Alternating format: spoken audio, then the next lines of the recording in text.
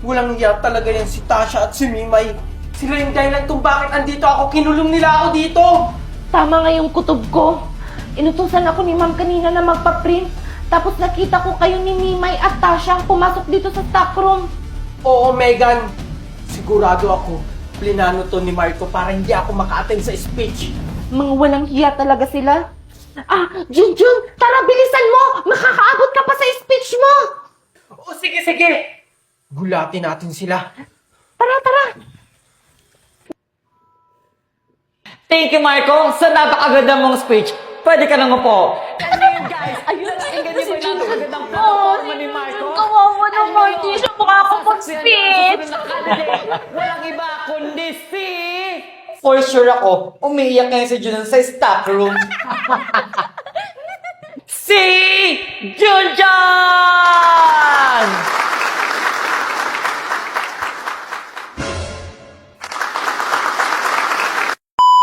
Wow! Hindi rin talaga magpapatalo din si Junjun. Napakaganda ka ng plataforma. Dahil dyan, guys, palakpakan naman kayo dyan! Paano nangyari yun? Tasha, paano nangyari nakalabas si Junjun sa stockroom? Hindi ko din alam, Mimay. So, bago tayo magtapos sa ating assembly,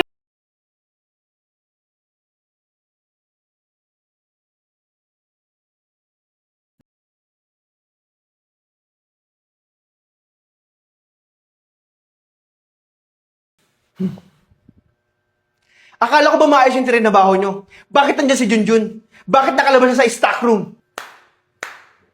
Sinasabi ko na nga ba na kayong tatlo ang may pakana kung bakit nakulong si Junjun doon sa stockroom? Hindi ko to papalampasin. Isusumbong ko kayo sa principal. Lalo ka na, Marco, para ma-disqualify ka. at bakit? May ebidensya ba? Eh di magsumbong ka, Megan. Bakit? Paniniwalaan ka ba ng principal? Eh wala kang ebidensya? Oo nga, masyado kang mapagbintang. May ebidensya ako. Nakita ng dalawang mata ko. Hindi ako papayag na hindi nyo pagbabayaran ang ginawa nyo kay Junjun. Gusto mo ako pa magbayad? Kayong dalawa, ayusin nyo. Kailangan hindi ito makaabot kay ma'am at sa principal. Ano ka ba, Marco? Huwag kang mag-alala. Kayang-kaya natin si Megan tsaka si Junjun. Oo nga, Marco.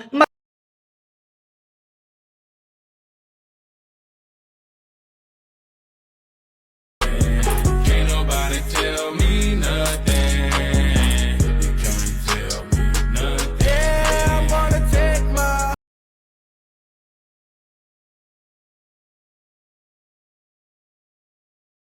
streets, ela mama então. Nós bota nela. O bonde chegou, as predadores like sugar on my tongue, tongue, tongue. Your body is so.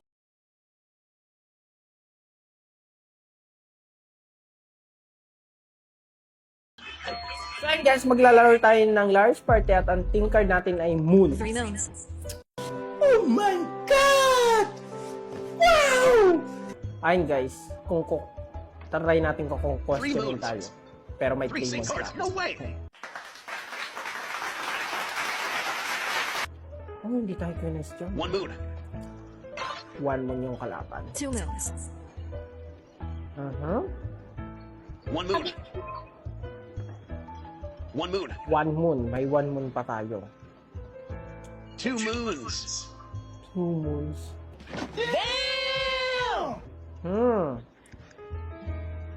No way. O ayun guys, question ni Kabayo. Oh, diba? Look at me. Cutting this one won't explode for sure. Patay ka ngayon. Patay ka. Sasabog siya, guys. Sasabog siya. Boom! Ano?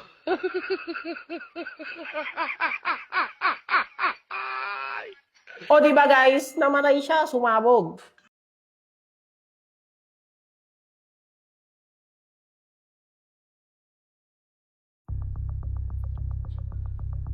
Oops! Saan ka na nagpupunta? Siguro pupunta sa principal office para magsumbong. Bakit natatakot kayo? Kasi guilty kayo. Ay, magsusumpong ka talaga. Akala mo, makakatapa ka sa principal's office? Anong ibig mo sabihin? Ano ba? Ano ba? Saan niyo ba ako dadalhin? Wala ka nang kawala! Hulaan mo, Megan. Kung saan ka namin dadalhin. Basta Megan, sumama ka na lang. Tara! Marco! Akala mo hindi ko alam na ikaw yung nagplano na ikulong ako dun sa stock room? Buti alam mo, Junjun. Pasalamat ka nga nakalabas ka pa sa stock room. Napakawalang hiya mo talaga! Sige, tuloy mo! Para makita ng lahat ng tunay mong ugali. Tatakbo ka pa namang presidente dito sa ating paaralan. Akala mo makakaligtas ka? Sisiguraduhin ko, Marco, makakarating ito sa principal's office! Subukan mo magsumbong, Junjun. Hindi lang ganyan ang aabutin mo. Kaya kung ako sa'yo, Junjun, mag-isip-isip ka na. Hoy, Marco! Sumama ka sa amin, Marco. May ipapakita kami sa'yo. Di ba, Mimay? Oo, Marco. Ano na naman yung ipapakita nyo? Siguraduhin nyo magugustuhan ko yan, ha? Surpresa nga, di ba? Oo naman, Marco. Sigurado ako. Matutuwa ka. Mukhang interesting.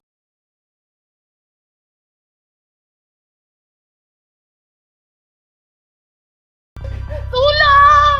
Tulungan niyo ako! Tulong! Kahit sumigaw ka pa ng malakas, walang makakarinig sa'yo! Kumagiya talaga kayo! Yan yung napapala mo. Eh kung hindi ka lang kasi nangialam, Megan, eh di sana kasama ka namin ngayon. Kahit hindi na ako magkaroon ng kaibigan, kung kasing sama ng ugali nyo, wag na lang! Anong sabi mo? Ayan ang napapala sa'yo! Pakita nyo. Ha? Megan? Anong ginawa nyo kay Megan? Bakit nyo siya tinali? Oh, bakit, Marco? Di ba yan yung gusto mo? Kung hindi namin yan tinali, sigurado ako magsusumbong yun kay Ma'am Principal. Sa bagay, tama naman kayo. Yan kasi, kung hindi ka lang sana nakialam, hindi ka madadamay. Kahit mamatay pa ako dito, Marco, kung nasa tama ako, ipaglalaban ko! Asan kaya si Megan? Oh, Junjun, ba't nandito ka pa sa school? Sino inaantay mo? Si Megan po hinihintay ko. Sabi niya po kasi dito ko siya hihintayin. Anong oras na po? Wala pa siya. Ganun ba? Baka naglilinis pa ng classroom, antayin mo na lang. O sige na, aalis na ako. Mag-iingat ka, ha? Sige po, ma'am. Thank you po. Junjun, nandiyan ka na pala. Kasama mo ba si Megan sa pag-uwi? Kanina pa kasi siya hinahanap ng mama niya. Hindi ko po kasabay si Megan, mami. Kanina ko pa rin po siya hinihintay sa school. Akala ko po kasi nakauwi na siya. Ganun ba? Sige na, chat ko na lang yung si Mare. Baka may ginagawa lang school project. Sige na, magpahinga ka na.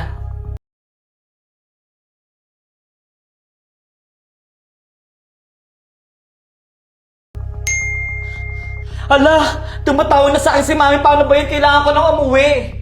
Oh, Tasha, kalma. Sabay-sabay na tayong umuwi. Anong ibig niyo sabihin? Siguro naman alam mo na yung nasa isip namin.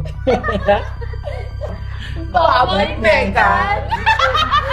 Tolerant! Huwag niyo akong iwan dito! Nakakatakot dito! Tulong! Tulong! Tulong! Huwag kang matakot, Megan. May kasama ka naman dito. Kaso nga lang, mga daga. Huwag niyo akong iwan! Mga walang iya talaga kayo! Junjun! Tulong! Junjun! Tulungan mo ako! Megan? Megan, nasan ka, Megan? Megan! Feeling ko nasa masamang kalagayan si Megan.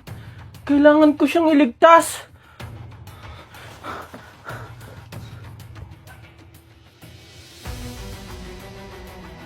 Megan!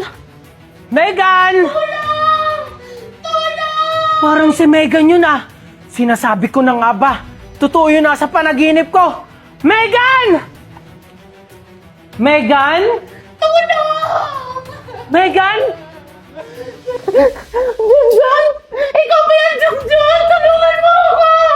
Junjun! Oo, ako ito, Megan! Megan! Anong ginawa nila sa'yo? Niloloko ni Natasha, Mimay at Marco Gaeton!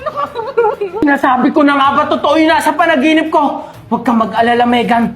Tutulungan kita.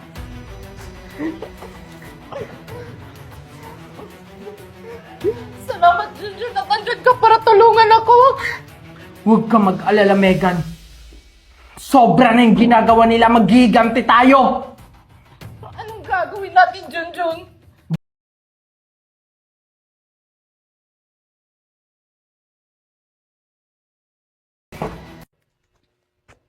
Good morning, class! Excited na ba kayong lahat malaman ang resulta ng eleksyon? Ma'am, kailan malalaman ang result? Baka ngayon o bukas, dahil hindi pa tapos ang bilangan. Abangan nyo na lang sa bulletin board ng school natin. O sige, mag-umpisa na tayo ng attendance natin. Teka, asa nga pala si Junjun? Absent pa siya ngayon? Baka absent siya ngayon, ma'am. Kaya nga, ma'am, absent siya ngayon. Ganyan ba yung magiging presidente? Pala absent? Bakit siya absent ngayon? Anytime pwede lumabas ang resulta ng botohan. May alam ba kayo? Nag-chat ba siya sa inyo? Good morning, Ma! Good morning, classmates! Sorry we're late. Ay, buti andyan ka na, Junjun. Akala namin absent ka ngayon. O sige, namupo na kayong dalawa. Thank you, ma'am. Paano nangyari yun? Bakit nakatakas si Megan? At bakit magkasama silang dalawa? Bakit magkasama sila? Hindi ito maaari. Junjun, Marco, mag-ready kayo ha? Dahil anytime pwede lumabas ang resulta ng botohan. Ano yon? May meeting daw po sabi ng principal. Okay, sige. Pakisabi kayo ng...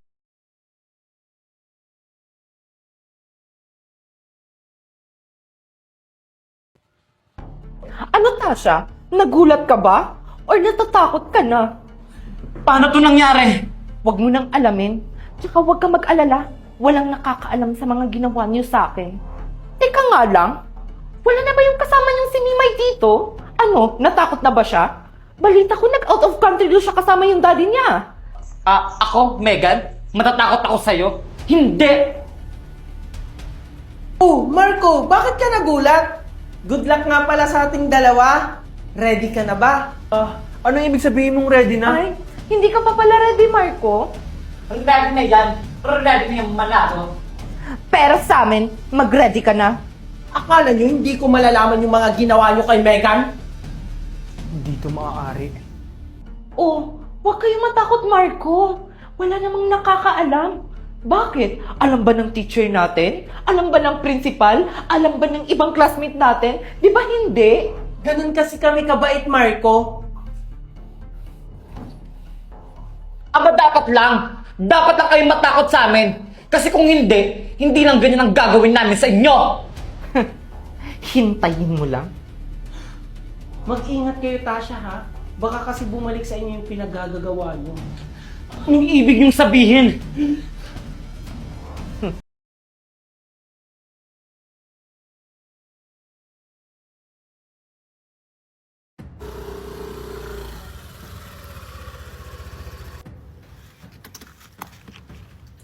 Thank you po, kuya. Teka, school namin to ah. Kuya, sure ka ba na dito yung address na binigay ko sa'yo? Oo, kuya. Ito yung nakapin, no? Ah, ganun ba, kuya? Sige, sir. Alis na po ako.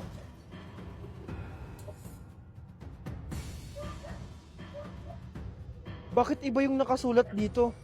Pero sa school yung address.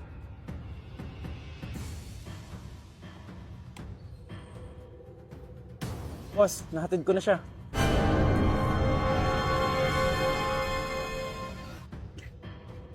Teka, si Marco yun ah. Ang pogi-pogi niya talaga sa suot niya. Siguro pupunta na din sa birthday party nila Megan. Sakto sabay na kami. Marco, sabay na tayo. Ha? Sabay saan? Sa birthday party nila Megan. Ah, anong sinasabi mo? Eh dito nakalagay yung address ng invitation card. Ha, ano? Eh bakit iba yung nakasulat sa invitation card? Ang weird nga eh. Excuse me po,